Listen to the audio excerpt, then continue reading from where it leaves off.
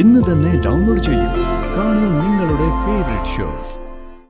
ഭഗവാൻ ശ്രീരാമൻ സീതാദേവി ഉപേക്ഷിക്കാൻ തയ്യാറായത് അയോധ്യയിലെ രാജാവായിരുന്നത് കൊണ്ടാണ്. പ്രജാക്ഷേമം സംരക്ഷിച്ചേ പറ്റൂ.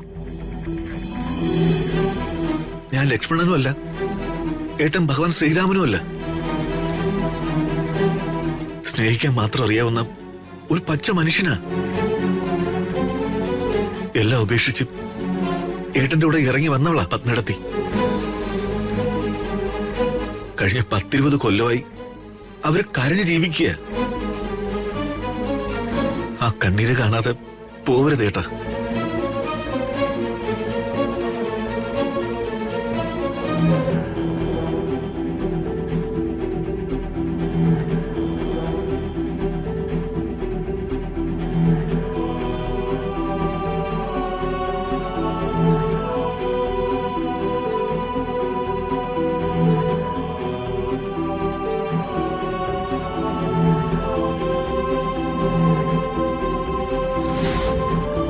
ശേഖരൻ പറഞ്ഞതിൽ എന്തെങ്കിലും വാസ്തവങ്ങൾ ഉണ്ടായിരിക്കുമോ? പത്മ ഇറങ്ങിപ്പോയപ്പോ ശേഖരൻ വളരെ ചെറുപ്പമായിരുന്നു. എന്നോട് സംസാരിക്കാനുള്ള ധൈര്യമൊന്നും അവനില്ലായിരുന്നു. ഇന്ന് അവനൊരു കുടുംബനാഥന്, ഒരു കുട്ടിയുടെ അച്ഛന്, കാര്യപ്രാപ്തി ഉള്ളവനാണ്. അവൻ പറഞ്ഞതിൽ എന്തെങ്കിലും പൊരുളുണ്ടെങ്കിലോ? ഒരിക്കലുമില്ല. എനിക്കൊരിക്കലും തെറ്റുപറ്റില്ല. കുറ്റം ചെയ്തത് അവളാ, ഒരിക്കലും തിരുത്താൻ പറ്റാത്ത കുറ്റം. പക്ഷെ എല്ലാവരുടെ മനസ്സിൽ അവളുണ്ട്. എല്ലാവരെയും സ്നേഹിച്ച് വഞ്ചിച്ച് കടന്നു കളഞ്ഞവൾ പത്മാവതി. അവൾ എന്നെ ചതിച്ചവൾ തന്നെയാ.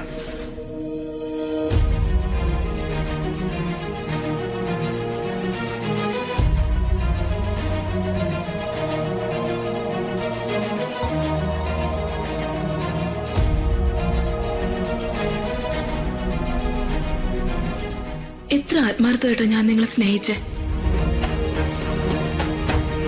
എല്ലാവരുടെയും എതിർപ്പുകൾ അവഗണിച്ച ഞാൻ നിങ്ങളെ വിവാഹം കഴിച്ചത്. അത് എന്റെ തീരുമാനമായിരുന്നു. ഇത്രയും മേലെ സ്നേഹം തന്നിട്ടും നിങ്ങൾ പകരം എനിക്ക് എന്താ തന്നത്? അപമാനവും കണ്ണീരും. എന്റെ ജീവിതം മറ്റുള്ളവരുടെ വാക്ക് കേട്ട് നിങ്ങളെ തകർത്ത് കളഞ്ഞു. മനുഷ്യനായിട്ട് ചെയ്തു വെച്ച ദ്രോഹത്തിന് ദൈവത്തിന് കുറ്റം പറയാൻ ഞാൻ തയ്യാറല്ല. ഇത് നിങ്ങൾ എനിക്ക് തന്ന ശിക്ഷയാണ്.